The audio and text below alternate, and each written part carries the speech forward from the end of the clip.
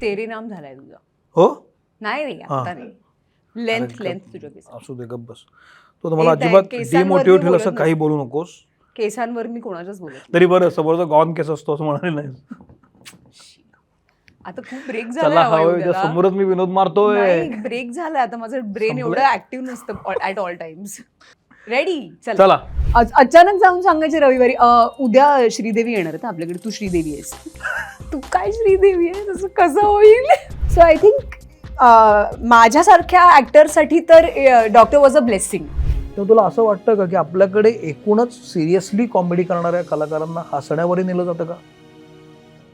मला इतकं मेस्मराईज करायचं ते. मला असं वाटायचं की डूड ह्या लोकांना सगळं माहितीये. नंतर मला कळलं काय असतं ते. त्यानंतर तुझ्यातली गुणवत्ता लक्षात घेऊन एक तुला यातनं बाहेर काढणारं काम मिळू नये. हवा येऊ द्याचीच लोक परत हवा येऊ द्या करू शकतील का, आय डोंट नो. जेव्हा पार्ट 2 झाला तेव्हा तीच टीम का नव्हती? मला इतकंच माहितीये की माझं बेस्ट इज येट टू कम.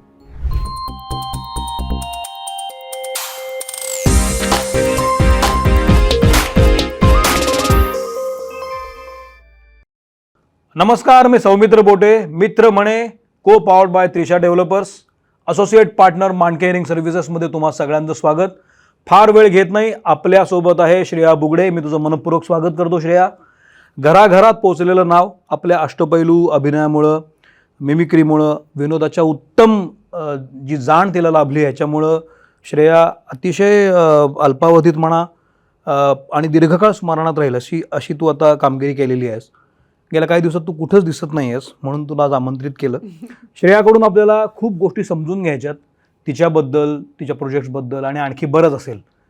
पण आधी आपण नेहमी पाहुण्यांचं जसं स्वागत करतो तसं स्वागत करूया. तर तुझं स्वागत आणि तू आल्याबद्दल. ही पौष्टिक भेट आहे. वा. नेत्रा फूड्स, नेत्रा इन्स्टंट मिलतर्फे पटकन बनणारे पदार्थ आहेत हे सगळे. महाराष्ट्रीय पदार्थ आहेत, त्याच्यात काही केमिकल्स नाही आहेत आणि एका वाफेवर तयार होतं. तुला आवडतील. Thank you so much. अर्क ऑइल्स तर्फे ही कोल्ड प्रेस पद्धतीची तेल आहेत, लाकडी घाण्या पद्धतीने बनवलेली आहेत, केमिकल्स नाही आहेत पुन्हा आणि त्यामुळे प्युअर आहेत.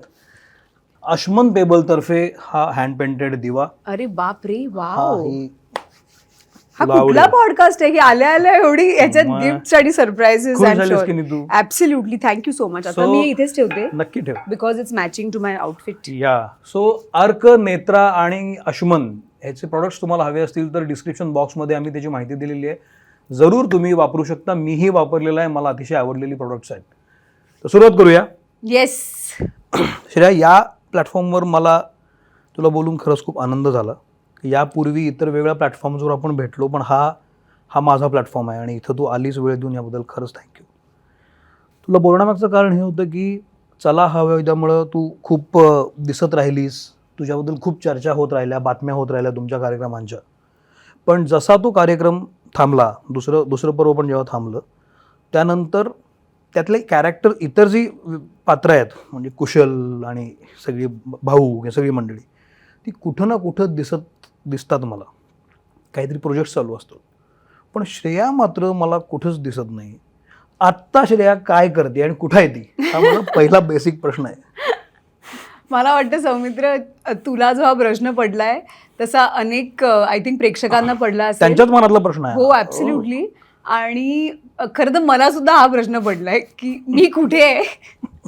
सध्या मी तुझ्या पॉडकास्टवरती आहे आणि सुरुवातीला मला सांगायला आवडेल प्रेक्षकांना की सौमित्रनी जेव्हा हा पॉडकास्ट सुरू केला होता, खरं तर तेव्हा मी येणं अपेक्षित होतं, पण काही आमचं जुळून आलं नाही. पण I think it always happens when it is the right time. Absolutely. आणि कदाचित हीच ती वेळ आहे जेव्हा तुझ्या पॉडकास्टवर येऊन मी व्यक्त होणं, तुझ्याशी गप्पा मारणं आय थिंक ॲप्ट होतं. आणि कदाचित हीच ती वेळ असेल जेव्हा माझ्या मनातले पण जे प्रश्न आहेत, जे प्रेक्षकांच्या मनातले आहेत की हवा येऊ द्या नंतरचा हा जो एक आय थिंक अबाउट 6-8 months, म्हणजे आमचा ॲक्च्युली दुसरा सीझन जो होता, जो 4 महिन्याचा होता, बरोबर, त्याच्यानंतर मी कुठल्याच प्रोजेक्ट्समध्ये दिसली नाही. करेक्ट. सो एक तर थोडंसं सौमित्र जेव्हा पहिलं पर्व थांबलं तेव्हा माहीत नव्हतं दुसरं येणार आहे नाही येणार आहे. ऑफकोर्स म्हणजे आम्हाला चॅनलकडनं सांगितलं गेलं होतं की दुसरं पर्व येईल, हो. पण कधी काय काहीच माहीत नव्हतं. हो सो तेच जेव्हा थांबलं होतं तेव्हा कुठेतरी मी ठरवलं होतं की एक जाणून बुजून एक ब्रेक आपण घ्यावा. बिकॉज त्या कार्यक्रमाने माझंच नाही तर आम्हा सगळ्यांचंच जग बदलून टाकलं. अगदी रोज लिटरली रोज तू टीव्ही नाही लावलास, तू नुसतं फोन ऑन केलास तरी आम्ही तुला दिसणार होतो ह्याची गॅरंटी मला होती. तुला नसेल बघायचं तरी ते दिसणारच होतं. सो रोज लोकांच्या फोनवरती, लोकांच्या आयपॅड्सवरती, टी व्हीवरती, लाईव्ह शोजला आम्ही जिथे जात होतो तिथे तिथे आम्ही सतत दिसत होतो. होय. आणि इतपत की हवा येऊ द्या जेव्हा 10 वर्ष सलग चालू होतं तेव्हा अनेक प्रोड्युसर्स, डिरेक्टर्स, मोठे मोठे कलाकार असं म्हणायचे की तुम्ही खूप बिझी असता ना यार. आणि ॲक्च्युली आम्ही असायचो, नाही असं नाही, पण सोमवार मंगळवार शूटिंगचा दिवस आणि मग बुधवार गुरुवार शुक्रवार शनिवार कार्यक्रम, मग इकडे तिकडे फिरतीवरती आम्ही. पण ते आम्ही बाय चॉईस घ्यायचो. जर त्याच्यामध्ये एखादी फिल्म आली असती तर ऑब्व्हियसली ते कार्यक्रम आम्ही केले नसते किंवा एखाद्या उद्घाटनाला आम्ही गेलो नसतो. बरोबर. पण दिसताना ते असं दिसायचं की हे खूप इतके बिझी busy आहेत की ह्यांच्याकडनं 22 दिवस शूटिंगचे फिल्मच्या घ्यायचे कसे. सो ही जी समज होती लोकांची त्या अझम्पशन पोटीच कामं आली नाहीत आधी. तर हा म्हणजे हा गैरसमज होता actually. ते सुरू असतानाचा कार्यक्रम. हा आता कार्यक्रम संपल्यानंतरचं काय आहे ह्याचं उत्तर मला मिळालेलं नाहीये. पण like coming back to your question की मी हा ब्रेक घेणार होते बर. बिकॉज मला असं वाटतं की ॲज अ फिल्म मेकर किंवा नाटकाचा निर्माता किंवा दिग्दर्शक म्हणून एखाद्या अभिनेत्रीला किंवा ॲक्टरला कास्ट करताना तुझ्याकडे एक उत्तम संहिता आहे, एक ग्रेट स्क्रिप्ट तू घेऊन आलाय. करेक्ट. पण आत्ता तुला असं वाटतं यार श्रेयाचं खूप पगडा आत्ता कॉमेडीचा इतका आहे. मला माहिती आहे किती अमेझिंग ॲक्ट्रेस आहे. बरं. असे खूप माझे मित्र आहेत जे फिल्म मेकर्स आहेत, रायटर्स आहेत आणि त्यांनी माझं काम अगदी कॉलेजपासून पाहिलेलं आहे. तर त्यांना माहिती आहे की हवा येऊ द्याच्या व्यतिरिक्त म्हणजे कॉमेडी ह्या जॉनरच्या व्यतिरिक्त मी काय काय करू शकते. बरं.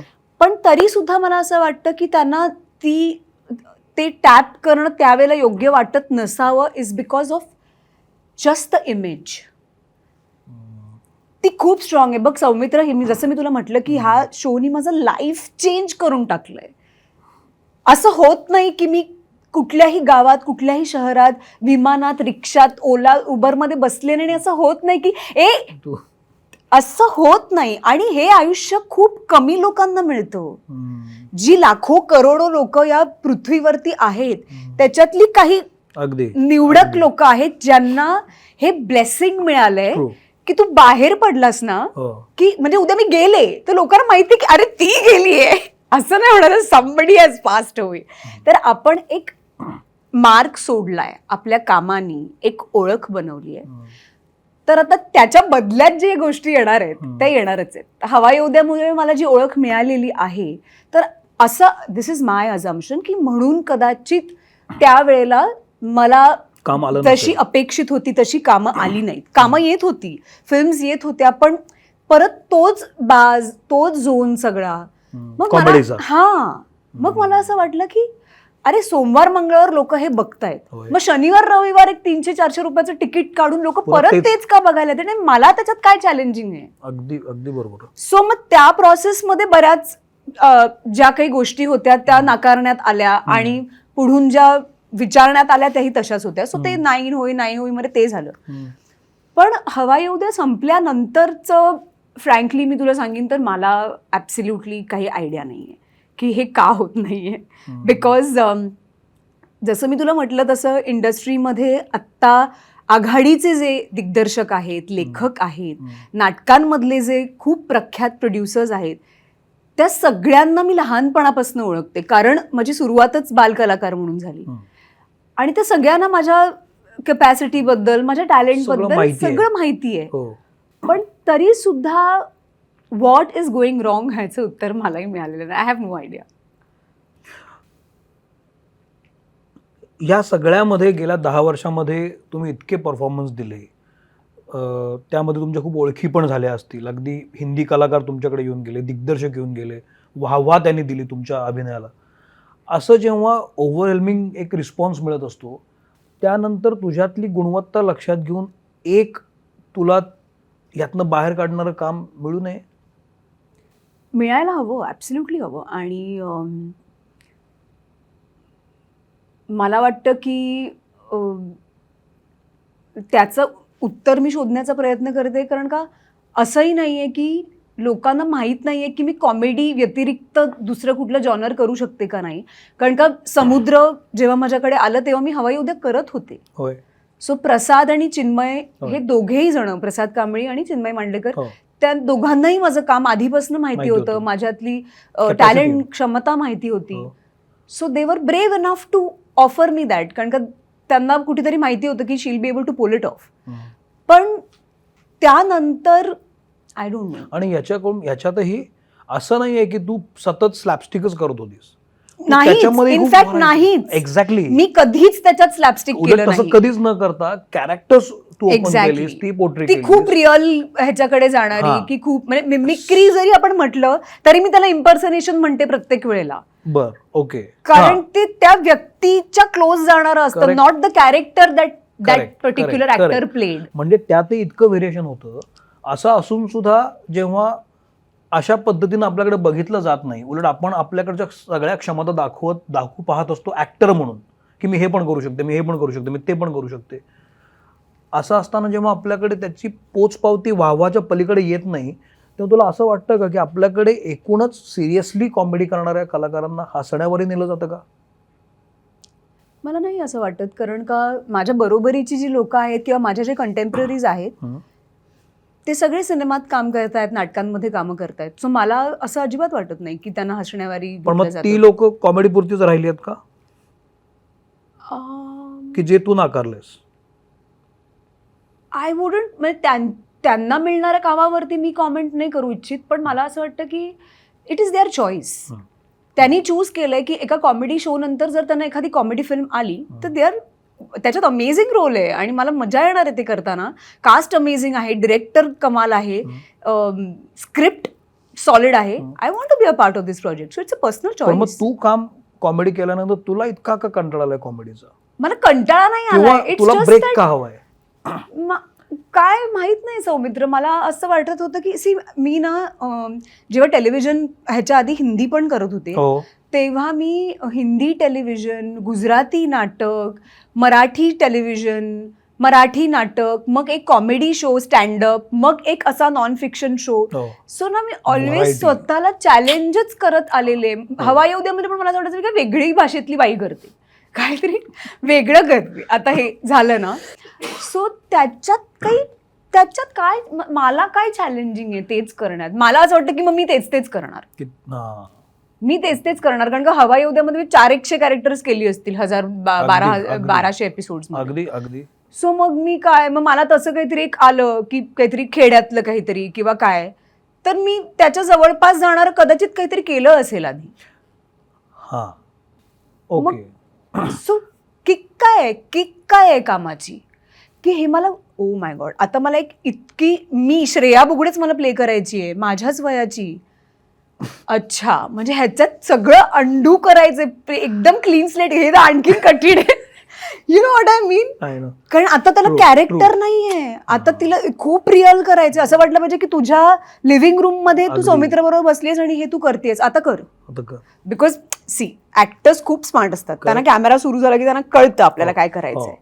सो ते काढून टाकायचंय. आता या नाटकामध्ये तू संपूर्णपणे वेगळी दिसणार आहेस. There is no glamour, no makeup. तुला एक 40शीतली बाई करायचं जिचं असं आहे वगैरे. की बॉस ह्याच्यावर तर आता काम करावं आहे. आय एम नॉट सेईंग की बाकीच्या कॅरेक्टर्सवर काम करावं लागणार नाही, पण दिस इज चॅलेंजिंग. आणि मग लोक जेव्हा प्रेक्षागृहात येतील किंवा चित्रपटगृहात येतील तेव्हा त्यांना असं वाटेल, बॉस मी काय म्हणते, ब्लॉकबस्टर नाही झाली फिल्म किंवा नाटकाला हाऊसफुलचे बोर्ड नाही लागले तर अर्थात प्रोड्युसरचं नुकसान आहेच. पण समजा जर असं झालं तरी एक तर असेल की आपण एक अटेम्प्ट केला वेगळा. करेक्ट. हे माझ्यासाठी ऍक्टर म्हणून चॅलेंजिंग होतं. ते प्रोजेक्ट नाही चाललं, दुर्दैव. चालायला हवं होतं पण नाही चाललं. बरोबर. आणि त्यातून एखादी अशी भूमिका आली की लोक म्हणणार, आईला ती काय करते रे, त्याच्यामध्ये वाटतच नाही ती श्रेया बुगडे. आता तू मला ह्या प्रश्नाचं उत्तर दे की मला जर अशा अपेक्षा असतील तर त्या ग्राह्य आहेत की चुकीच्या? अगदी अतिशय योग्य आहेत. म्हणजे अतिशय असंही लोक म्हणतात हिला काय आता मोठं वेगळं मिळणार आहे असं किंवा असं चुकीचं आहे. आता कामाची काय गरज आहे तुला? नाही असं नाहीये, आमचं पण पोटपाणी याच्यावरच आहे. कामाची गरज आहे आणि रादर भूक आहे, भूक आहे. भूक आहे. सो माझ्या ह्या अशा अपेक्षा अगदी ज्या बरोबर. मला वाटतं खूप बेसिक आहेत आता ह्या स्टेजला, त्या चुकीच्या नाही याच्याकडे मी येतो, हा. मी परत याच्याकडे येतो. पण हा. आता बोलता बोलता तू बालकलाकार म्हणून सुरू केलंस, हो. तू हिंदी हो. सिरियल्स केल्यास, तू हो. गुजराती पण केलं. मला थोडंसं भूतकाळात जायचं तुझ्या. ती परिस्थिती, तो काळ, त्यावेळेला चूज करणं जे असतं की आता मी हे करीन, हे फार माहीत नाही आहे लोकांना. तो काळ काय होता जेव्हा तू असं ठरवलं होतंस की आता मी ह्याच्यातच करिअर करीन आणि मला अभिनयातच जायचं आहे?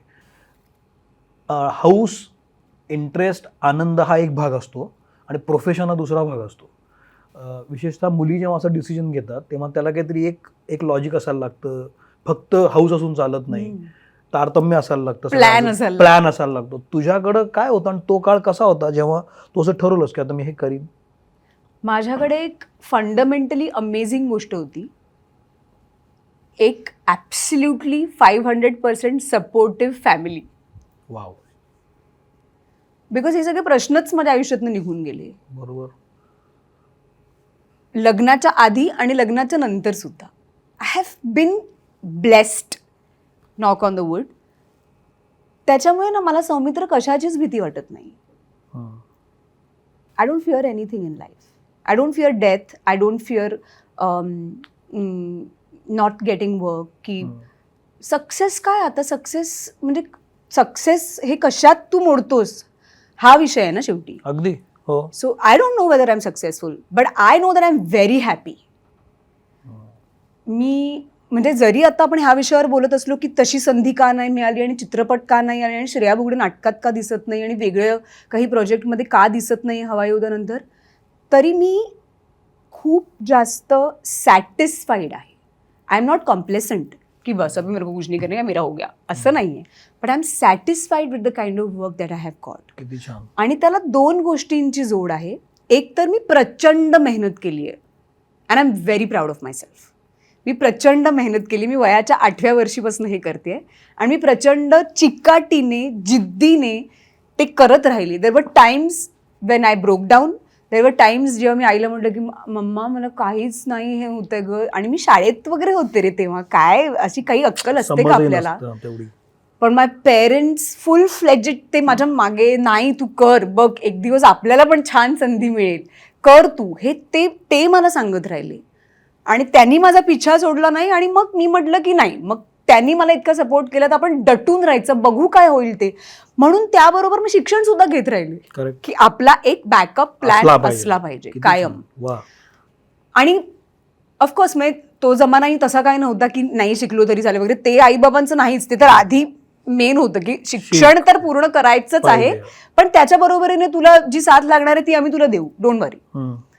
त्याच्यामध्ये माझी शाळा, माझं कॉलेज, तिथले टीचर्स, प्रोफेसर्स, हेड मास्टर्स आणि सगळ्यांनी like I had an entire army जी मला आय थिंक युनिव्हर्सनीच ते सगळं बनवलं. ठरवलं होतं लहानपणीच की मला अभिनय आणि ह्याच्यातच करिअर नाही रे, असं कोण काही ठरवत ठरवेल? नसतं. म्हणजे असतं की मैं अभी बॉम्बई जाऊंगा और वो बनूंगा वगैरे. नाही, मी तसं नव्हते. पण मला ते टप्प्यावर तुला असं वाटलं की आपण हे करूया ह्याच्यातच करिअर? मला नाहीच वाटलं. माझे आजूबाजूचे सगळे, माझे टीचर्स, माझे आई वडील वगैरे, त्यांना वाटलं की ही करू शकते, हा ही करू शकते. आणि देन जसं मी तुला म्हटलं की ते kept following me. It was not even my dream. काय असं college, I don't no, I never had a dream. मला कधीच. हा, पण मला ना एक मी तुला सांगते सौमित्र, मला ना मीडियामध्ये यायचं होतं. मला ऍक्च्युली पत्रकार व्हायचं होतं. थँक गॉड मी झाले नाही. नशीब आमच्या बोटावर पाय दिला नाही तू. सो मला असं खरंच पत्रकार, मला खरंच पत्रकार, तुला त्यावेळेला मेस्मरायझिंग वाटायचं की याला पत्रकार झालो. न्यूज रिपोर्टिंग मला इतकं मेस्मराईज करायचं ते. मला असं वाटायचं की डूड, ह्या लोकांना सगळं माहितीये. नंतर मला कळलं काय असतं ते.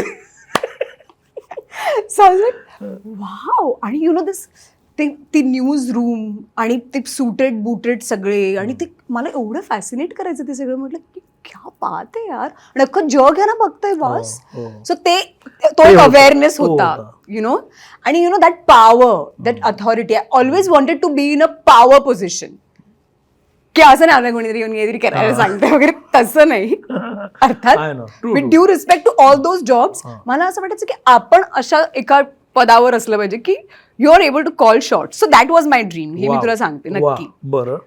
पण सामहाव मग ते मी म्हणजे शाळेत असताना ऑब्व्हियसली मी नाटकात वगैरे कामं करायला सुरुवात केली होती.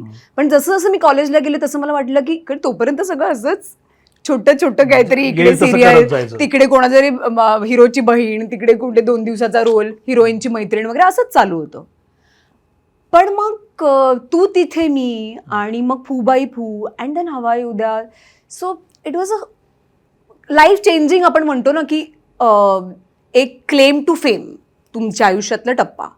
सो तो क्लेम टू फेम झाला, आणि actually I was expecting this dip, खरं सांगायचं तर. Oh wow. Yeah to be very honest with you, because मला असं वाटलं की 10 वर्ष एक शो ज्याच्यामध्ये त्याचा 70% काळ मी एकटी त्याच्यात होती. फिमेल लीड होते. होय. So there was a lot of exposure, Soumitra. Around me, there was a lot of concentration. की एकटी श्रेया बुगडे, फिमेल लीड, आणि विनोदाची राणी, आणि all of that. I have enjoyed every bit of it. मला इतकं समाधान, म्हणजे आपण एक रात्रभर शूट करून जेव्हा आपण स्टुडिओतनं बाहेर पडायचो, ते सगळं जे त्याच्यानंतर मिळायचं ना, ते वरचा क्लास होता. म्हणजे तेच सगळं दैवी आहे. मी तुला आजही सांगते, दैवी. It is crazy the amount of love that this show has got. या सगळ्यामध्ये आम्हाला इकडची बाजू माहिती आहे प्रेक्षक म्हणून, की तू साकारलंस आणि मग लोकप्रियता मिळाली, तुम्हाला सगळ्यांनाच मिळाली, कारण तुम्ही सगळ्यांनीच छान कामं केली. पण ॲज अन ॲक्ट्रेस जेव्हा हे असं हा शो मिळाला तुला, आणि जेव्हा असं ठरलं की ही सगळी मुलं असतील आणि तू एकटी असणार आहेस, सगळ्यात तुला असा कधी स्ट्रेस आला होता का की हे कसं होणार आहे यापुढे, किंवा मी पुरे पडीन या सगळ्यांमध्ये, किंवा हे काय एक ॲक्टरला स्ट्रेस लेवल काय असते का नाही, साकारण्यापूर्वीची? ती स्ट्रेस लेवल मला फुबाई फूच्या वेळेला होती. बिकॉज माझ्यासाठी तो जॉनर पण नवीन होता. आम्ही कॉमेडी कधी केलं नव्हतं, आणि सगळे तिकडे मातब्बर लोक भरली होती सगळी. मी म्हटलं बापरे. तिथे तर मी खूप, म्हणजे पप ह्याच लेवलला माझे स्किट्स चालायचे, आणि सगळे मला एक, अगं ठीक आहे होईल, आता काय तू नवीन आहेस का वगैरे, कारण बाकी कामं मी केलीच होती लहानपणापासून, सगळेच मला ओळखत होते. पण ते खूप कठीण होतं हे मला कळलं होतं. ते खूप कठीण आहे अजूनही, मला असं वाटतं. Just the timing, just to get it right, त्या कॅरेक्टरच्या स्किनमध्ये जाणं वगैरे काय असतं ते मी तिथे बघत होते. मी म्हटलं बापरे, वेडेपणा आहे हा, सगळं कसं येणार. पण हवाई उद्याच्या वेळेला आय थिंक मी फुबाई फूचे 2 सीझन केल्यामुळे मी सरावले नव्हते, पण I was ready for it. आणि मग त्या लोकांनी लिटरली माझा हात धरलाय, सौमित्र. कुशल असू दे, भाऊ, भारत दादा, सागर, डॉक्टर, ऑल ऑफ देम. त्यांनी लिटरली माझा, ऑफकोर्स, टीम वर्क. आणि तुला माहिती की it was always a team work, always a team work. आणि तिथला एकही कलाकार हा कधीच इनसिक्युअर नव्हता.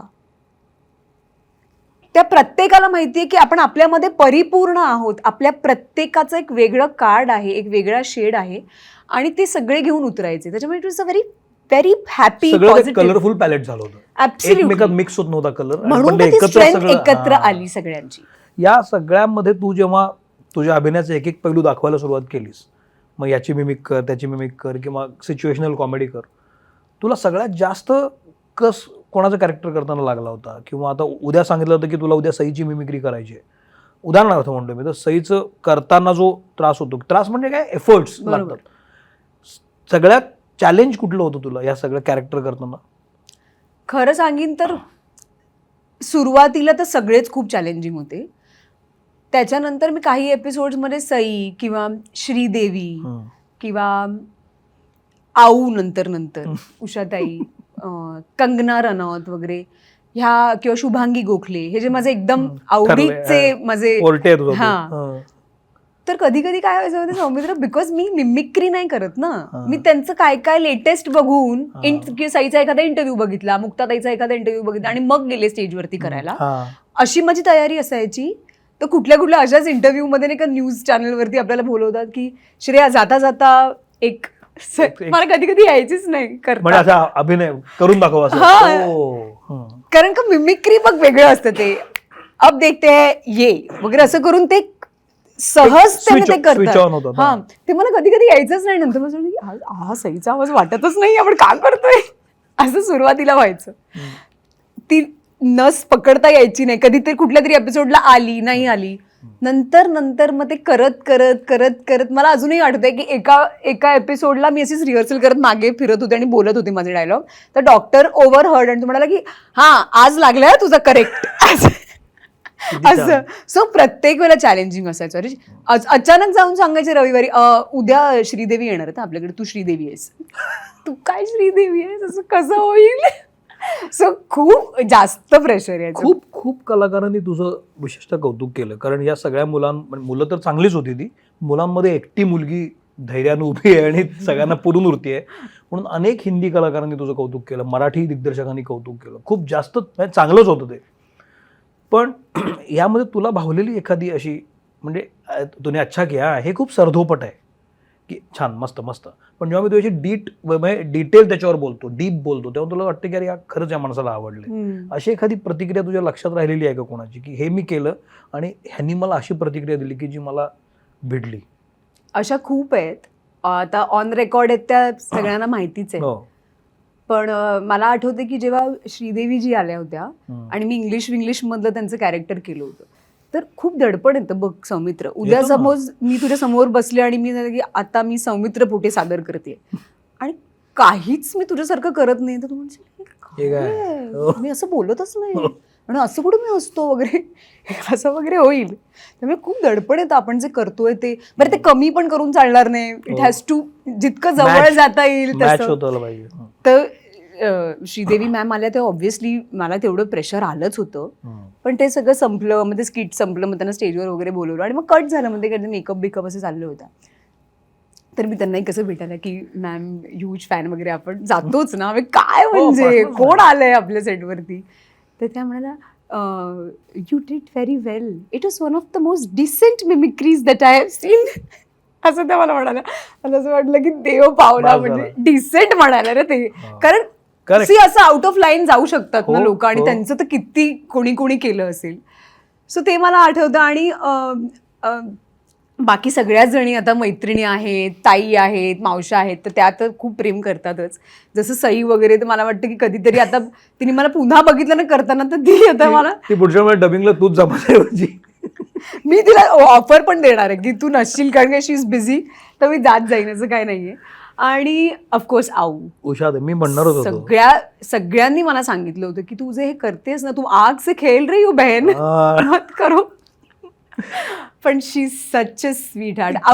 आता म्हणजे एकदम शी पट्ट पट्ट मैत्री. येस. आणि आता मी आधी खूप प्रचंड घाबरायचे, अजूनही घाबरते, पण आता आमची छान मैत्री झाली. त्याच्यामुळे या सगळ्या प्रवासामध्ये जी मंडळी तुझ्या आजूबाजूला होती, डॉक्टर असू दे किंवा कुशल भाऊ, यांचं तुझं असोसिएशन आम्ही म्हणजे त्या बातम्यांमध्ये, टीव्हीवर किंवा हसी मजाक करताना बघितलेलंच आहे. आपल्याला आपण जेव्हा त्यांच्यामध्ये असतो तेव्हा एक वेगळं असोसिएशन आपल्याला जाणवत असतं, कारण एकत्र असतो आपण. पण जेव्हा थांबतं ते, त्यानंतर आपल्याला त्यांचं असोसिएशन वेगळं दिसायला लागतं, कारण आपण त्यांना मिस करत असतो अनेक गोष्टी. हा इंटेन्स प्रश्न आहे माझा. तर काम करत असताना आमची छान मैत्री आहे हे असतं, पण काम थांबल्यानंतर जेव्हा तुम्ही जवळपास पूर्ण दिवस एकत्र असायचं ना, म्हणजे खूप जास्त एकत्र असायचं तुम्ही सगळे, तर माझा प्रश्न असा आहे की काम थांबल्यानंतर त्यांच्यामधलं जे असोसिएशन होतं हे आणखी अधोरेखित झालं का तुझं, किंवा त्यांच्यातली आणखी क्वालिटीज तुला मिस झाल्या की अरे इथं कुशल असता तर मजा आली असती, किंवा आत्ता कुशल हवा होता, आत्ता डॉक्टर हवा होता? In what situation? माझ्या पर्सनल लाईफमध्ये? हां, किंवा प्रोफेशनल. मला म्हणजे पर्सनली तुमचा कसा कनेक्ट होता आय डोंट नो. मी तुला एक गंमत सांगते. हवाई उद्या 10 वर्ष चाललं. सो ऑलमोस्ट मोर देन 1200 एपिसोड्सपेक्षा जास्त आपण केले. त्या 10 वर्षामध्ये आम्ही 5 जणांनी एकत्र बसून की आज आपल्याला 300 एपिसोड झाली, आज 500 झाली. एकदाही नाही का केलेलं सगळीकडे? नाहीये ना. एकदाही आम्ही जेवायला कॉफीला पण गेलेलो नाही. हो. Hmm. So to answer your question, आम्ही चांगले मित्र असण्यापेक्षा चांगले को ॲक्टर्स होतो. We bonded extremely well as a team. आमचं टीमवर्क इतकं सॉलिड होतं ना, इतकं सॉलिड की मग तिकडे कोणाला स्पेस नाही तिकडे. बरोबर बरोबर. आणि एकदा का सेटवरनं आम्ही बाहेर गेलो की वी वर इंडिव्हिज्युअल्स. करेक्ट. प्रत्येकाचं आयुष्य प्रत्येकाच्या म्हणजे पण तुम्ही ती असं नाही boundary की घेतली होती. पर्सनल काय आहे तर आपण म्हणजे मला आठवतंय माझ्या एका भावाचा 40वा वाढदिवस होता आणि तो कुशल बद्रिकेचा एवढा मोठा फॅन होता आणि कुशल काहीतरी पुण्यातच शूट करतो. मी कुशल म्हणतो कुशल प्लीज येऊन जाशील तू, आमचं काहीतरी रात्रीचा डिनरचा वगैरे प्लॅन होता. तर कुशल आला आणि Kushal has been my best friend out of the entire show. वा. बर. आणि तर तो आला, तो भेटून गेला वगैरे असं. डॉक्टरनी जेव्हा नवीन घर घेतलं तेव्हा त्याच्या वास्तुशांतीला आम्ही सगळे गेलो. सो असं bonding नाहीये की असतो, फक्तच को ऍक्टर आणि फक्त सेटसाठी वगैरे. पण किंवा भाऊ आहे, भाऊची बायको आहे, आता खूप आता शो संपला मग आम्ही आता भेटत नाही किंवा काय. तर आता काही महिन्यांपूर्वी भाऊ बरोबर मी एका कार्यक्रमाला गेले होते, तर ममता वहिनीनी फोन केला होता त्याला आणि तो अपडेट देत होता आता मी पोहोचतोय वगैरे. तर ती म्हणाली श्रेयाला द्या ना फोन, कारण खूप दिवस भेटणं नाही बोलणं नाही. ती बोलली कशी आहेस तू, ये ना घरी. So that is steel the bond you know. त्याच्यामुळे ते आहेच. पण मला वाटतं की शो मध्येच ते आम्ही तशा पद्धतीचं एक इक्वेशन डेव्हलप नव्हतं की खूप घरी येणं जाणं वगैरे. जेवढ्या प्रोफेशनली तुम्ही प्रोफेशनली व्हेरी वेल बॉन्डेड. ओके. आणि तरी सुद्धा जर मला गरज आहे तर they are all a call. Professionally जर एवढा बॉन्ड होता तुमचा, तर शेवटी ऍक्टरला असं असतं की तुमच्या पर्सनल लाईफमध्ये काहीही होते तुम्हाला ऑन क्लोज असायला लागतं. ऍक्शन म्हणलं की तुम्हाला हसायला सुरुवात करायला लागते. स्पेशली जेव्हा कॉमेडीचे शो असतात तेव्हा. तर 10 वर्षामध्ये खूप अप अँड डाऊन झालेले असतात तुमच्या पर्सनल लाईफमध्ये, प्रत्येकाच्याच झालेले असतात. पण आता इथं तुझ्याशीच बोलतोय मी म्हणून. तर अशी सिच्युएशन होती का की तू मेंटली नाही आहेस प्रिपेअर, पण या सगळ्यांनी मिळून तुला अप केला, तो एपिसोड खूप चांगला गेला, किंवा तुला चार्ज केलं, किंवा तुला मेंटली पुढं आणलं, बाहेर आणलं त्यातनं, असं कधी झालं की टीमवर्क काय करू शकते? हो, असं झालं. आणि एका खूप मेजर इव्हेंटमध्ये झालं, कोविडमध्ये. कारण कोविडमध्ये सगळं शूटिंग बंद झालं होतं आणि मग एक पॉईंट असा आला की जिकडे आपलीच इंडस्ट्री सगळ्यात आधी सुरू झाली, पण महाराष्ट्र लॉकडाऊन असल्यामुळे सगळे शूटिंग्स वेगवेगळ्या दुसरीकडे राज्यात शिफ्ट केले गेले. कोणी गुजरातमध्ये करत होतं, कोणी राजस्थानमध्ये बायो बबल होतं, कोणी गोव्यात करत होतं, कोणी कोकणात गेलं होतं. तसं आमचं शूटिंग जयपूरमध्ये होणार असं ठरलं, कारण का तिथे झी स्टुडिओजचे सेट आणि अमकं तमकं असं होतं. सो हे सगळं ठरत होतं. आणि पीक कोविड म्हणजे तुझं काय ते सेकंड फेजमधला कोविड वगैरे, पीक कोविड. आणि माझ्या दोनही सख्ख्या मावश्या 24 तासाच्या आत गेल्या टुगेदर. आणि जस्ट आता परवा आम्ही निघणार आणि हे असं झालं. सो काय म्हणजे कसं काय करशील. आणि त्या म्हणजे एकीला मी मा म्हणायची आणि दुसरी माझ्या आईपेक्षाही जास्त त्या दोघी जणी मला क्लोज होत्या. त्याच्यामुळे म्हणजे मला काहीच कळेना काय करावं ते. आणि मग मी फोन केला, सांगितलं चॅनलमध्ये की असं असं झालंय. आणि ते सगळे म्हणाले, आणि मग डॉक्टर आणि द एंटायर टीम ते डिस्कस्ड की काय. ते म्हणाले की आत्ता let her take her time, असू देत, की असं काही होत नाही की नाही तू पाहिजेस, तू आलंच पाहिजेस वगैरे. तू आत्ता तुझा वेळ घे, तू सेटल हो, आपण बघूया. मग हळूहळू त्यांनी सगळी टीम पाठवायला सुरुवात केली. आणि मग एक आठवड्याभराने मला फोन आला की तुला ओके वाटतंय का. कारण आम्हाला असं वाटतंय की तू जर आली शूट करायला तर तू ह्याच्यातनं लवकर बाहेर पडशील. कारण का तुझं मेजर सेटबॅक, घरी पण सगळं कुटुंब अस्ताव्यस्त झालं होतं. आणि मग खूप इतकी काळजी माझी त्या सगळ्यांनी घेतली आहे की अर्थात हवा येऊ द्याच्या चॅनल, प्रोडक्शन, आर्टिस्ट सगळ्यांनी. I was always very very loved, खूप पॅम्पर्ड. कारण का मी एकटीच असल्यामुळे ते असतं ना, शेंडे फळाला जशी ट्रीटमेंट असते तशी मला होती. I was always very loved. खूप त्यांनी काळजी घेतली आणि दे मेड शुअर की मी त्या सगळ्यातनं कामानी मग वेगळे विषय, मग काहीतरी टाइमपास, मग रात्री गाणीच काहीतरी वगैरे असं तुला त्यांना बाहेर काढायचं. ॲब्सल्युटली. आणि असे अनेक, म्हणजे मला बरं नसायचं किंवा काय, असे अनेक किस्से आहेत की जेव्हा ते एकदम उभे राहिलेत की असू दे. मग डॉक्टर म्हणायचं की तिला बरं नाही तर थोडा वेळ झोपू दे, आधी आपण हे शूट करून घेऊया, म्हणजे ह्या लेवलवर. एका ऍक्टरला जेव्हा परफॉर्म करायचं असतं तेव्हा त्याच्याकडे संहिता चांगली यायला लागते. स्क्रिप्ट लेवलला चांगला असेल तर मग मजा येते करायला. तर डॉक्टर आणि तुझं असोसिएशन कसं होतं एक, आणि तुझ्यासाठी म्हणून डॉक्टरनं काही विशेष मुद्दाम लिहिलं होतं का की ज्याच्यामुळं तुला तुझ्यातल्या ॲक्टरला एक किक लागली आणि हा हे भारी आहे माझ्याकडे म्हणून असं करूया. सो डॉक्टर आणि तू या तुमचं असोसिएशन कसं राहिलंय? मला असं वाटतं की आपण जेव्हा म्हणतो ना की दिग्दर्शक कसा असावा, तर आता काही दिग्दर्शक असतात ते जे एकदम स्वतः त्यांनी जे ठरवलेलं असतं की त्या ह्यानी त्यांना त्या प्लॅनप्रमाणे, because that works for them and that works for the project, म्हणून ते ऑनबोर्ड असतात. काही डिरेक्टर्स असतात, मला वाटतं पर्टिक्युलरली अशा शोच्या मागे, की डॉक्टर वॉज समबडी की ज्यांनी कधीच नाही म्हटलं नाही फॉर एनी इम्प्रोव्हायझेशन. म्हणजे मी त्याला म्हणायचे की कधी कधी आता पत्रकार परिषद असायची आमची, तुला माहिती आहे, तर मग वेगवेगळे पत्रकार यायचे. तर मग मी त्याला म्हणे डॉक्टर मी आज हे ते बनू, तर तो म्हणाला कर. की कुशल म्हणायचं डॉक्टर मी ये लेता हूँ यार इसके एंड में, कर. भारत दादा म्हणायचा डॉक्टर आवे मी ते करू का, असं. तर कधीच त्यांनी की नाही हे मी लिहिलेलं नाहीये किंवा हे आपण कधी ठरवलं होतं किंवा स्पॉन्टेनियस तर खूपच गोष्टी व्हायच्या, त्याच्यावरही त्यांनी कधीच एपिसोड संपल्यावर अरे तू ते कशाला घेतलंस, आपलं ठरलं होतं का, मग ऐन वेळेला कधीच नाही. त्यांनी इतका फ्री हँड दिला होता की तुला जे पाहिजे ते तू कर, मी बघून घेईन.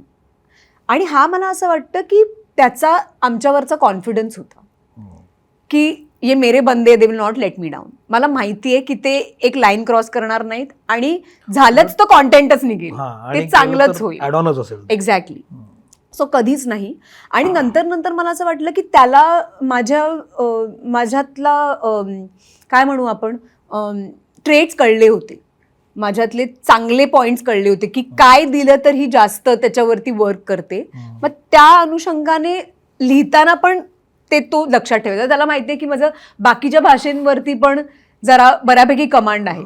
तर मग तो एखादी अशी खूप इंग्रजाळलेली, खूप इंग्लिश बोलणारी जर एखादी मुलगी असेल तर तो असं लिहायचा की इथे श्रेया खूप इंग्लिश बोलते. आणि मग तेव्हा इम्प्रोवाइज करायचो. मग त्याच्यात मी खूप काय काय काय काय बोलते आणि मग मी कसं रँडम प्रत्येक रिहर्सलमध्ये मी वेगळं बोलायचे. आणि मग शेवटच्या रिहर्सलमध्ये मी जे बोलायचे त्याच्यावरती मग भाऊ म्हणायचा मतलब वगैरे असं काहीतरी त्याचे यायचं ना शेवटचं, तर की disgusting I love you too वगैरे असं. सो ते सगळं त्यांनी सोडलं होतं माझ्यावरती. सो आय थिंक माझ्यासारख्या ऍक्टरसाठी तर डॉक्टर वॉज अ ब्लेसिंग, की आपल्याला जे अचानक सुचतंय, आपल्याला जे करावं असं वाटतंय, जे एक्सपेरिमेंट करावं असं वाटतंय, त्याला तुमचा दिग्दर्शक म्हणतोय go ahead and do it. So that was the bond basically. चला हवा येऊ द्याचं यश कशात आहे असं वाटतं तुला? स्क्रिप्टमध्ये आहे की टीममध्ये आहे की त्यातल्या म्हणजे दिग्दर्शनात आहे की मिमिक्री आणि त्या सिच्युएशनल कॉमेडीमध्ये, कशात आहे त्याचं यश? मला असं वाटतं की त्याचं यश हे ऑडियन्समध्ये आहे. बिकॉज आत्ताच्या काळात सगळीजणं खूप काही करण्याचा प्रयत्न करत आहेत. बरीच जणं चांगलं लिहिण्याचा प्रयत्न करतायत, काही जणं चांगला काम करण्याचा प्रयत्न करतायत, काही स्टँडअप करण्याचा प्रयत्न करतात. कॉमेडीमध्ये मोरसो खूप एक्सपेरिमेंट्स चालू आहेत. पण ऑडियन्सचं आपल्याला काही माहिती नाही, त्यांना काय आवडेल काय नाही. सो हे बघ, दिग्दर्शन, लेखन, आमची कामं, मिमिक्री, कॉस्ट्युम्स, प्रोडक्शन, कुठल्या चॅनलवर आहे वगैरे, ह्या सगळ्या गोष्टी होत्याच. पण त्याला उचलून धरणं आणि आम्ही केलेल्या मेहनतीचं चीज झालंय असं वाटून आम्हाला त्याचं भरभरून मिळणं, हे मला असं वाटतं ऑडियन्सनी काम केलं. आणि त्यावेळेला जेव्हा हवा येऊ द्या वॉज ॲट इट्स पीक, तेव्हा आजूबाजूला असं काही होत नव्हतं. त्याच्यामुळे पायोनियर झाला ना तो. It was a legendary show, it was iconic. It was iconic. आणि मला माहित नाही याच्यानंतर पण असं काही होईल का कधी. हवा येऊ द्याचीच लोक परत हवा येऊ द्या करू शकतील का, आय डोंट नो. बिकॉज ती वेळ, तो काळ, ती जागा, तेव्हा त्या शोवरती काम करणारी लोक, टेक्निशियन्स, सगळ्यांच्या इतक्या पॉझिटिव्ह एनर्जी त्या शोला मिळाल्या होत्या ना, की ते अक्रॉस द स्क्रीन ऑडियन्सपर्यंत पोहोचत होतं. आज सुद्धा जेव्हा मला प्रेक्षक भेटतात ते इतक्या प्रेमाने आणि इतक्या म्हणजे ना त्यांच्या डोळ्यात आणि त्यांच्या बोलण्यात इतकं एक स्ट्रेंथनी ते बोलतात ना, आपल्याला कळतं की अगदी बेंबीच्या देठापासून त्यांना आनंद झालाय, अतिशय आनंद झालाय. आणि त्याचं संपूर्ण श्रेय मला वाटतं की ऑडियन्सला आहे सौमित्र. आणि not taking it away from the team obviously. Of course. मग या सगळ्यामध्ये जेव्हा पार्ट 2 झाला तेव्हा तीच टीम का नव्हती? एक. दुसरी गोष्ट, जेव्हा पार्ट 2 सुरू झाला तो खूप काळ चालला नाही संभव. त्याला बरीच कारणं असतील, त्याला काही एक कारण नसतं. पण त्यात ते इंडिकेशन होतं का की आता थांबा, आता काळ बदललाय, ट्रेंड बदललाय, विनोदाचा बाज बदललाय? काय होतं ते? हवा येऊ द्या जेव्हा पहिल्या सीझन नंतर थांबलं तेव्हाच असं ठरलं होतं की जेव्हा ते परत येईल कधीही, तेव्हा ते आता सीझन बेस्डच असेल. ते कधीच आता पुन्हा 10 वर्षांसाठी होणार नव्हतं. बिकॉज लाईक यू सेड की ट्रेंड्स बदलले आहेत, लोकांना पण नवीन नवीन बघायचंय. एक वाहिनी म्हणून ते वेगळ्या पद्धतीने ऑपरेट करतायत. त्यांचे पण काही गोष्टी आहेत की ज्या त्यांना फॉलो करायच्या आहेत अकॉर्डिंग टू द ट्रेंड. आणि खूप प्रचंड कॉम्पिटिशन आहे आता तर.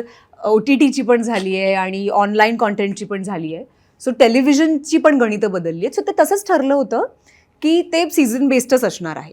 सो हा सीझन लवकर संपला असं नाही, हा सीझन एवढाच होता. बरं. It was a limited season. Okay. तुझा पहिला प्रश्न, त्याचं उत्तर द्यायचं झालं तर त्यावेळेला बाकीच्यांच्या खूप वेगवेगळ्या कमिटमेंट्स ऑलरेडी होत्या. अपॅरेंटली डॉक्टरचं चित्रपटाचं काम चालू होतं, भाऊ एका वेगळ्या चित्रपटासाठी शूट करत होता किंवा काय. सो अशा खूप वेगळ्या वेगळ्या एलिमेंट्समुळे मग जी टीम एकत्र आली तीही होती. सो कारण का ते त्यांच्या आय थिंक चॅनलच्या ज्या गोष्टी की ते त्यांना त्या वेळेत ते करायचंच होतं. सो त्यांनी ते केलं in what ever team was available. पण हा दुसरा सीझन आल्यानंतर माध्यमांमध्ये खूप वेगवेगळ्या प्रकारच्या बातम्या आल्या, मी त्या वाचल्या. सत्यता मला माहीत नाही, पण हा दुसरा सीझन आल्यानंतर तुमची ओरिजिनल टीम जी होती त्यांचं बॉन्डिंग अजून आहे चांगलं तसंच आहे की काही खरंच खुसफुस झाली होती? I have no idea. Absolutely आमचं बॉन्डिंग अजूनही तसं आहे. कारण का अजूनही जेव्हा महाराष्ट्रामध्ये आम्ही कार्यक्रम करतो तेव्हा आम्ही सगळे एकत्रच असतो. त्याच्यामुळे अगदी 8 दिवसापूर्वी मी आणि भाऊ एका कार्यक्रमात होतो, कुशल आणि मी एकत्र होतो, कधी कधी मी, भाऊ, भारतदादा. सो आम्ही भेटत राहतो, काम करत राहतो. It has nothing to do. Generally आता काही शो असे आहेत कॉमेडीचे की जे चॅनल जरी बदललं तरी ते शो कायम आहेत. कपिल शर्मासारखा शो असेल, तो आधी वेगळ्या चॅनलवर होता, तो नेटफ्लिक्सला आहे आणि तो तितका जोरात बोंगाट चाललाय कारण ती टीम महत्वाची आहे. एक्झॅक्टली. आणि ती टीम त्याची स्ट्रेंथ आहे. नो मॅटर वॉट तुम्ही कुठे करताय, तुमच्या एव्हाना हे लक्षात आलं असणार आहे की टीमच त्याचं ऑलवेज. आम्हाला पहिल्या दिवशीपासूनच हे माहिती होतं. येस. मग असं होऊ शकेल का परत की पुन्हा ही टीम आली आहे, पुन्हा नवीन जुळलंय काहीतरी आणि काहीतरी वेगळाच परफॉर्मन्स झालाय? ऑफकोर्स होऊ शकेल, ॲब्सल्युटली होऊ शकेल. इनफॅक्ट माझी तर इच्छा आहे की हवा येऊ द्यात सारखी तेव्हा जशी एक नवीन कॉन्सेप्ट आली होती आणि तसा शो आधी झालाच नव्हता, तसं एक अफाट काहीतरी कोणाच्या तरी डोक्यात यावं आणि आम्ही तीच टीम घेऊन पुन्हा ते व्हावं. आणि ते व्हायला काहीच प्रॉब्लेम नाही because internally there are no issues. आणि निलेश ते करूच शकतो. Absolutely yes. बिकॉज तो इतका टॅलेंटेड आहे आणि त्याच्या डोक्यात इतक्या भन्नाट कॉन्सेप्ट्स येतात. आणि त्याला जर चॅनलची साथ असेल आणि आम्ही तर आहोतच ऑब्व्हियसली, तर एक कॉल आला की आपण असं काहीतरी करतोय की दुसऱ्या अर्ध्या तासात वी आर देअर, आलेच. सो ॲब्सल्युटली होऊ शकतं. मला आता निलेशचा विषय निघाला आणि तुझा पण आता मला असं डोळ्यासमोरून सरकतंय. चला हवं येऊ द्या संपलं. मला माहिती आहे की याच्यावर आपण खूप बोलतो, पण आता मी पुढे घेतोय त्याच्या. चला हवं येऊ द्या नंतर निलेश पण कुठे दिसत नाही आहे फार, पण तो किती अष्टपैलू आपल्याला माहिती आहे. तो मिमिक्री पण उत्तम करतो, तो लिहितो उत्तम, दिग्दर्शक उत्तम, तो ॲक्टर पण आहे, त्यानं काही काही आधी सिनेमे पण केलेत, दिग्दर्शक पण आहे, अख्खं पॅलेट आहे ते. तू पण अख्खं पॅलेट वाटतेस मला, की तू सिरियल पण केलेली आहेस, तू नाटकातनं पुढं आलेली आहे, संस्कार तो आहे, मिमिक्री करतेस, निवेदनं उत्तम म्हणजे सूत्रसंचालन उत्तम करतेस, इतकं व्हरायटी आहे. बाकीचे पण आहेतच, मी त्यांच्याकडे नाही म्हणत नाही. खरं खरं सांग, आत्ता मला सुचलेला प्रश्न विचारतो, अशी अतिशय टॅलेंटेड माणसं आपल्यामध्ये घ्यायला आपली इंडस्ट्री कमी पडते असं वाटतंय का तुला? कमी पडते कुठल्या सेन्सनं? त्या ॲक्टर्सना आपल्याकडे घेण्यासारख्या कलाकृतीच बनत नाहीत कदाचित. माणसं चांगलीच असतात, पण कदाचित त्यांना येण्यासाठी जागाच नाही आहे आत्ता. इतकं काहीतरी त्यांच्याकडे आहे असं वाटतंय का तुला? मला असं वाटतंय. मला असं वाटतं की एक टर्म आहे जी इंडस्ट्रीमध्ये खूप प्रचलित आहे, सेलेबल.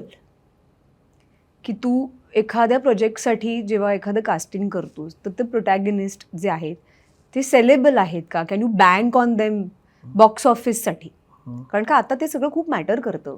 कोणाचा तरी खूप पैसा त्यात लागलेला असतो आणि इव्हेंच्युअली तुझा सिनेमा किती आठवडे थिएटरमध्ये राहतोय, त्याला किती सक्सेस मिळतं, ह्या सगळ्या गोष्टी खूप मॅटर करतात. आत्ता स्पेसिफिकली कारण का त्याला खूप जास्त कॉम्पिटिशन आहे. थिएट्रिकल रिलीजेसला सुद्धा आता खूप कॉम्पिटिशन आहे आणि त्यात मराठी सिनेमाला तर आहेच आहे. सो आणि कमिंग बॅक टू डॉक्टर स्वतःच एक फिल्म करतोय. सो म्हणजे त्या बाबतीत द क्वेश्चन इज आन्सर्ड की तो दिग्दर्शनही करतोय आणि he is the captain of that film. त्याच्यामुळे तो स्वतः एक फिल्म करतोय. मी माझ्या पुरतं म्हणेन तर मला खरोखर हा आता पॉडकास्ट जेव्हा लोक बघतील आणि हे जे सगळे अप्रतिम फिल्म मेकर्स आहेत, लेखक दिग्दर्शक आहेत नाटकातले किंवा OTT वेब सिरीज करणारे वगैरे, तर मलाच त्यांना हा प्रश्न विचारायचा आहे की खरोखर असं आहे का? Is there no space? कारण from what I see casting हे खूप रेपिटेटिव्ह आहे फिल्म्समध्ये, प्रचंड प्रमाणात तिथे. मग मला कळत नाही. Then maybe that is the reason की मग त्या लोकांना मग जर एखादी टीम चालली आहे एखादी फिल्म, मग ती पुढची फिल्म जी करणार आहे ते प्रोडक्शन, तो दिग्दर्शक, तो म्हणतो की आपण थोडेफार बदल करून हीच टीम कंटिन्यू करू. आणि तसं बघायला गेलं तर आता तो ट्रेंड आहे. त्याच्यात त्यांचं काही चुकतंय का वगैरे हे काही माझं म्हणणंच नाहीये, पण दिसताना ते तसंच दिसतं आणि बऱ्याच अंशी ते आहेत आपापला कंबो घेऊन पुढे चाललेले. हा, आणि त्यांचं पण काही चुकीचं नाहीये ना, कारण का आधीची फिल्म त्या सेम चमू बरोबर चालली आहे. मी त्यांच्या जागी असते तर मी पण म्हटलं असतं की 19-20 ये कॅरेक्टर मी किसी को ले लेते, ह्याच्यात कोणाला तरी बघू, पण मेन टीम आपण तीच ठेवू. बिकॉज ती फिल्म ब्लॉकबस्टर झाली आधीची. मग ही रिस्क कुठला प्रोड्युसर आणि निर्माता घ्यायला? निलेश साबळे तुम्हाला घेऊन सिनेमा का नाही बनवत आहे? आय थिंक मला वाटतं की तेव्हाच इनफॅक्ट हा डायरेक्ट निलेशलाच प्रश्न विचारतो ना मी आता. इतकी चांगली सुंदर टीम आहे तुझी, का नाही घेऊन तू काही करत? आय थिंक तुम्ही वेब सिरीज करू शकता, तुम्ही उत्तम नाटक करू शकता, जे इतरांनी केलेलं आहे. तुम्ही उत्तम नाटक करू शकता, तुम्ही उत्तम पुन्हा एक शो आणू शकता, तुम्ही असे सगळे तुम्ही काहीही करू शकता. पण सौमित्र, माझं पुन्हा एकदा माझं तेच म्हणणं आहे that there is always a right time. हवा येऊ दे सुरू असताना सुद्धा डॉक्टरला अशा अनेक ऑफर्स आल्या होत्या की आम्ही प्रोड्यूस करतो, तू कर, आपण नाटक करूया, ह्यांनाच घेऊन फिल्म करूया. अगदी समता सुद्धा आलं होतं, पण somehow it did not materialise. त्याचं काही झालं, डॉक्टरची ही इच्छा होतीच बरंच, पण it did not materialise for some reason. आणि मला असं वाटतं की ज्या गोष्टी होतात त्या एका खूप विशिष्ट कारणाने होत असतात आणि ती कारणं आपल्याला नंतर कळतात. नोटेड. त्याच्यामुळे when the time is right, मला नेहमी असं वाटतं when the time is right. तू इतकं काम केलं श्रेया, इतकं व्हरायटी ऑफ कॅरेक्टर्स केले आहेत. उद्या एखादा सिनेमा आला किंवा एखादी सिरियल आली छान किंवा एखादं OTT असेल, तुला कशा प्रकारचं काम करायचं आता? मी तुला खरं सांगू का सौमित्र, मी कधीच असं प्लॅनिंग करून माझ्या आयुष्यात काहीच केलं. लाईक आय टोल्ड यू, माझा काही प्लॅन ॲज सच नव्हता की मला अभिनेत्री व्हायचंय. आधी मला सिरियलमध्ये काम करायचंय. आणि मी जेव्हा काम करायला सुरुवात केली तेव्हा त्याचं सोशल मीडिया वगैरे काय नव्हतं. त्याच्यामुळे इतकी तर अक्कलच नव्हती की काय आहे, काय वाढून ठेवलंय किंवा काय स्कोप आहे, काहीच नव्हतं.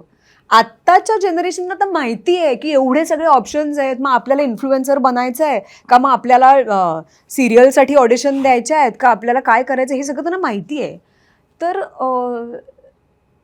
मला आय थिंक अजून माझं जे बेस्ट आहे ना, मला इतकंच माहिती आहे की माझं best is yet to come. ते काय आहे मला नाही माहित नाही. नाही.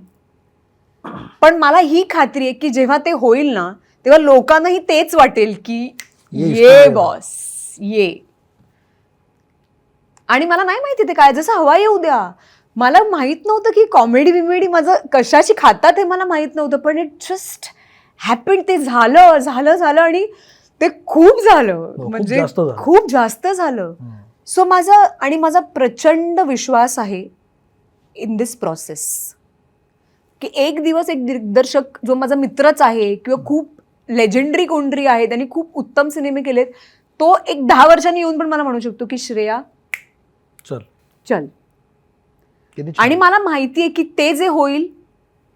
पण मग अशा केसमध्ये ऍक्टरला वाट बघायला लागते. होय की नाही? म्हणजे हा पेशन्सचा गेम आहे. कधी माहित नाही. प्रचंड लोकप्रियता मिळवलेली एखादी ऍक्ट्रेस जिला आज सगळे ओळखतात, अशा ऍक्ट्रेसला जेव्हा एक आपल्याला हवं तसं काम हवं असं तेव्हा वाट बघायला लागते. त्या वाट बघण्याची काय किंमत चुकवायला लागते ऍक्टरला. मी सौमित्र ह्या फेजसाठी मला गेली 27 वर्ष ट्रेन केलंय. Oh, since the time I started acting. Because हवा येऊ द्या एकदम पीकला असताना सुद्धा मला माहिती होतं की कधी ना कधीतरी संपणार आहे. ही जी 50 30 35 हजार लोक आपल्याला बघायला जमली आहेत, जी 3 4 तास एका व्हेन्यूवरती उभी आहेत, जी 20 किलोमीटर आपल्यासाठी चालत आली आहेत, बैलगाडीत आली आहेत एखादा कार्यक्रम बघायला, एक दिवस हे कधीतरी थांबणार आहे. I knew it. कारण बॉल वरती जाणार तर खाली येणारच. It is how life works. How you train yourself by the way? Because मी खूप सॅटिस्फाईड आहे. अगेन माझी रेस कोणाबरोबरच नाही आहे सौमित्र. मला माझ्या कंटेम्पररीजला बघून असं नाही वाटत की यार हिला कशा पिक्चर मिळतात, ही बघ ना कशी सारखी नाटकात मस्त कामं करते, अरे तिला किती अवॉर्ड्स मिळाले आहेत. मला हे कोणाच्याच बाबतीत वाटत नाही. There is no jealousy. असं पण नाही वाटत की अरे यार हा रोल मला मिळायला पाहिजे, ह्या फिल्ममध्ये मी असते ना तोडला असता, असं वाटत नाही. असं मला काही नाही वाटत तरी. आणि मी माझ्या घरात माझ्या फॅमिलीबरोबर, माझी 4 टकली मित्रमैत्रिणींची आहेत 25 वर्षापूर्वीची, त्यांच्याबरोबर इतकी निवांत असते when I get the time. आणि तुला खरं सांगते सौमित्र, गेल्या म्हणजे अगदी लहानपणापासूनच सोडूनच दे, पण गेल्या 12-13 वर्षामध्ये मला उसंतच मिळालेला नाही आहे कशासाठीचाच. आत्ता ही phase is my cooling down time. जसं आपण खूप रिगरस वर्कआउट केल्यानंतर you need to cool down so that is effective on you, तसं this is my cooling down and I am taking it like that. हा मला युनिव्हर्सनी दिलेला एक प्लॅटरवरतीचा ब्रेक आहे. दॅट डूड लिसन, चिल मार आता, because something big is coming. पण जेव्हा असं अस्वस्थता येत नाही की काम पाहिजे, आता झाला माझा आराम, म्हणजे मला हे समजून घ्यायचं की तू काय तुला शांत ठेवतं की ठीक आहे, इट विल काम. कारण तू जे उत्तर देणार आहेस ना ते हा पॉडकास्ट बघणाऱ्या प्रत्येकाला लागू असणार आहे. प्रत्येकजण कुठेतरी वाट बघतोय. तू ॲक्ट्रेस आहेस, कोणीतरी IT मध्ये असेल, कोणीतरी उद्योजक असेल, कोणीतरी आणि काहीतरी शिकत असेल, प्रत्येकजण वाट बघते संधीची. तर ते जे टेम्परामेंट आहे, पेशन्स, की थांब होईल, वाट बघ, तू काय करतोस त्याच्यासाठी, हे प्रत्येकाने ऐकावं आणि त्यांनी ते आत्मसात करावं. खूप फरक पडतो म्हणून मी विचारतो. हे बघ, जर आपण आयुष्याच्या एकदम यंग टप्प्यावर असू की आत्ता कॉलेज संपलंय, पोस्ट ग्रॅड झालंय आणि मग त्याच्यानंतर नोकरी धंदा काय, तर ती फायर तुमच्यात असतेच, ती एनर्जी असते फिजिकली मेंटली, बिकॉज तुमचं एज पण कमी असतं. बरोबर. So you run after life. Correct. You run after life. जे मीही केलंय, दिवस रात्र काही न बघता, खाणी पिणी काही नाही, घरातली लग्न कार्य बारशी एंगेजमेंट कोणाचं काहीच नाही, माझ्याच स्वतःच्या मी होते, हे खूप होतं. इतकं वेड लागल्यासारखं अंधाधुंद काम करत सुटलो होतो आणि प्रवास आणि काही कसे एकदम आपण म्हणतो ना नशा, कामाची नशा होती. ट्रू. पॉझिटिव्ह. ट्रू. करेक्ट. एकदा ते सगळं जेव्हा आपलं करून होतं आणि आपल्याला जे हवं असतं किंवा एक्सपेक्टेड नसतं ते सगळं आपल्याला आयुष्यात मिळालेलं असतं, त्याच्यानंतर एकच गोष्ट खूप इम्पॉर्टंट राहते, की तुमच्या अगदी जीवाभावाची लोक तुमच्या सोबत त्या सगळ्या प्रोसेस नंतर अजूनही आहेत का? हो. कारण त्यावेळेला तुम्हाला त्यांना वेळ देता आला नव्हता, तुम्ही त्यांचे फोन उचलले नव्हते, त्यांच्या अडल्या गरजेला गेला नव्हतात, तर ती आहेत का? व्हेन यू लुक बॅक, तर ती आहेत. तुमची हेल्थ जे सगळ्यात प्राईम इम्पॉर्टन्सचं आहे, True. ती तुमची साथ देते का? आरोग्य तुमचं नीट आहे का? हे सगळं मिळाल्यावर. आणि तिसरी गोष्ट की रात्री मी कुणाचंही नुकसान न करता, कुणाच्याही मागे वाईट न बोलता, कुणाबद्दलही बिचिंग न करता रात्री शांतपणे झोपू शकते का? किती छान. वा. That is all Saumitra. काय काय आणि एक दुसरी गोष्ट आहे ना की कुशलचं वाक्य आहे हे. त्याच्यामुळे असे मित्र आपल्याला आयुष्यात हवेत की जे आपल्याला सांगतात की श्रेया कसं आहे ना की आपल्याला कुठे थांबायचं हे कळलं पाहिजे, की काय हवं आहे आयुष्यात ते कळलं पाहिजे. कारण कसं आहे की हे जे सगळं आपण करतोय ते इव्हेंच्युअली आपल्या ताटात काय असणार आहे ह्याच्यासाठी करतोय. जसं जसं आपण आयुष्यात वर वर वर करत एक एक टप्पा चाललोय, एक एक शिडी चढतोय, तसं तसं आपल्या ताटातलं जेवण कमी कमी होत चाललंय. मग वाय दिस रेस? सगळे मला म्हणतात तू सतत फिरत असतेस, तू काय आहे? तू कुठेतरी प्रत्येकाला 8 दिवसांनी कुठल्या तरी डोंगरावर, कुठल्या तरी समुद्रावरती. तर मी म्हटलं की आता मला हे करायला वेळ मिळालाय, तर मी त्याचा उपयोग हे सगळं अनुभवण्यात, कारण का लाईक दे से की जितका तुम्ही प्रवास कराल तितके तुम्ही आत्म समृद्ध होत जाता. आणि मी एकदम 100% या गोष्टीमध्ये बिलीव्ह करते सौमित्र. तू मला एका समुद्रकिनारी सोडून दिलंस तर मी छान बुक कोणाला काही विचारणार नाही, मी येणारच नाही. ती कधी 5 तास ती तिथेच बसली आहे वगैरे, ह्या लेवलवरती मी असते.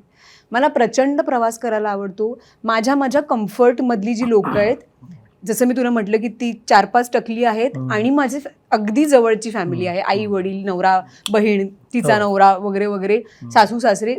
दॅट इज क्लोज निट, इज एक्स्ट्रीमली क्लोज निट. खूप व्यवधानं कामाची असली ना की मग ह्या गोष्टींमध्ये तुला you have to be very particular, you have to protect your space.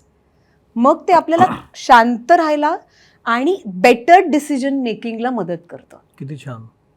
वा. शेवटचा प्रश्न विचारतो मग आपण थांब. मला असं वाटतं की ह्या सगळ्या उत्तरांमधनं तू काय आहेस, तू कशी आहेस हे लोकांना, म्हणजे मला तरी समजतंय की कशा पद्धतीनं तू बघतेस जगण्याकडे. शेवटचा प्रश्न विचारतो, या सगळ्या आता जो पिरियड आहे तुझा, cooling period we can say, त्यात तुझं शेड्यूल काय असतं? काय वाचतेस का तू नवीन, काय पाहतेस का? फिरणं हा एक भाग झाला, आपण निसर्गाच्या जवळ जातो, पण त्याही बघडे ऍक्टर म्हणून आपण आपल्यावर काहीतरी काम करायला लागतं. विचार, एक थॉट प्रोसेस तुमची असायला लागते की कशा पद्धतीनं काम चाललंय. सो काही छान वाचतेस का, काही सिनेमे पाहतेस का? ऍक्टर म्हणून तू तुझ्यावर काय संस्कार करणं चालू आहे का? हा खूप चांगला प्रश्न आहे. लाईक आय सेड की मला खूप प्रचंड सगळं कॉन्टेंट बघायला आवडतं. त्याच्यामुळे कुणी मला सजेस्ट करतं ही फिल्म बघ, मग त्याचं काही भाषेचा वगैरे, तमिळ, मल्याळम, कोरियन, काही आपण बघू शकतो, इंग्लिश वेब सिरीज वगैरे, हे मी प्रचंड प्रमाणात सध्या बिंज वॉच करते की कुठल्या लेवलचं काम चाललंय. आणि ते किती मला खूप अमेज करतात गोष्टी, की कधी कधी खूप छोट्या फिल्म्स असतात, अगदी छोटा जर्म असतो, पण कमालीचा सेट, लाईट, आणि आपल्याला त्याच्यातलं कळतं, त्याच्यामुळे आपल्याला आणखीन मजा येते. मग असं वाटतं की असं काहीतरी आपल्या आयुष्यात कधीतरी येईल. आणि I keep manifesting while I watch की हे सगळं इतकं छान आहे की आपल्याही आयुष्यात कधीतरी कशी संधी यावी की अरे यार असं. तर त्याच्यामुळे मी खूप बघते. I am not an avid reader, मी खूप वाचत नाही, पण उद्या जर सौमित्रांनी मला 2 पुस्तकं दिली किंवा सांगितलं की श्रेया हे वाचा, तर तसे माझे काही मित्र आहेत की ते मला आणून देतात पुस्तकं की हे वाच किंवा असं, तर ते मी वाचते. आणि म्हणजे मी खूप वर्ष तो छंद जोपासण्याचा प्रयत्न करते की I should start reading more ते. आणि बाकी खूप वेगवेगळ्या लोकांना भेटते, त्यांचे विचार जाणून घेते, आणि लाईफ टीचेस यू. सो रोज नवीन काहीतरी असतंच. येत्या काळामध्ये जसं मराठीकडून तुला अपेक्षा आहेत की मला नवीन नवीन काहीतरी इंटरेस्टिंग मिळावं कॉमेडीच्या व्यतिरिक्त, तशा पद्धतीने इतर भाषांवर तुझं प्रभुत्व पण आहे हिंदीपासून सगळ्या. तर त्या हिंदीमध्ये, कारण तू तिथेही काम केलेलं आहेस, किंवा इंग्रजीमध्ये किंवा इतर कुठल्या भाषांमध्ये काम करायची इच्छा आहे का तुला, किंवा तिथं काही पिचिंग चालू आहे का, काही करतेस का? ॲब्सल्युटली माझी इच्छा आहे. पण खरं तर हा प्रश्न तुम्हाला आधीच विचारायला पाहिजे होताच. त्या एका बाबतीत सौमित्र मी थोडीशी कमी पडते असं मला वाटतं, की कुठल्या? पिचिंग बरं. आणि स्वतःला ब्रँड म्हणून पिच करणं किंवा ॲक्टर म्हणून जाऊन वेगवेगळ्या भेटणं, लोकांना करणं. भेटणं, PR ज्याला आजकाल PRचा गेम एकदम. नाही, पण आता पेअर करायची गरज नाही. आता सोशल मीडिया आहे, तू जे करतेस ते लोकांना माहिती I आहे. know, You have proved I know. yourself. Yes, त्यामुळे- I know, I know. आणि शिवाय मित्र म्हणे पॉडकास्ट मधून लोकांना हेही कळेल की तू कशा ऍब्सल्युटली पद्धतीनं हो. पाहतेस. तर आता सौमित्रच्या पॉडकास्टवरती मी आलेले आहे आणि सगळ्यांना आता कळलेलं आहे की माझा कूलिंग पिरियड पण आता ऑलमोस्ट ओव्हर व्हायच्या आता कगार पे है. हा, हा. तर आता एखादं छान नाटक किंवा वा. एखादी छान film, whatever it is, I am वा. All game for it. वा, मला छान वाटलं तुझ्याशी बोलून श्रेया. आणि जसं मी म्हणालो की मला याची पूर्ण खात्री आहे की तू येणार म्हटल्यानंतर मित्रमणेमध्ये श्रेया काहीतरी मिमिक्री करून दाखवणार असं लोकांना वाटत असेल, पण ती तुम्हाला अवेलेबल आहे. जी श्रेया दिसते त्याच्या पलीकडची श्रेया जाणून घ्यायचा प्रयत्न होता, म्हणून मी मुद्दाम तुला काही करायला सांगितलं नाही, सांगणारही नाही. थँक्यू. पण हे तिचे विचार आणि ती कशा पद्धतीनं जगण्याकडे बघतीये हे समजून घेणं फार आवश्यक आहे. ते जर मिमिक करता आलं तर आपलं जगणं फार सोपं होईल असं मला वाटतं. थँक्यू व्हेरी मच टू आलीस. मित्र Mhane co powered by Trisha developers, associate partner Mandke hearing services मध्ये आता आपण थांबूया. हा एपिसोड कसा वाटला मला जरूर सांगा. श्रेया सोशल मीडियावर आहे, मी सुद्धा आहे. श्रेया थांबतो. Thank you very much. Thank you so much. भले ते थँक्यू घडो. So much. या.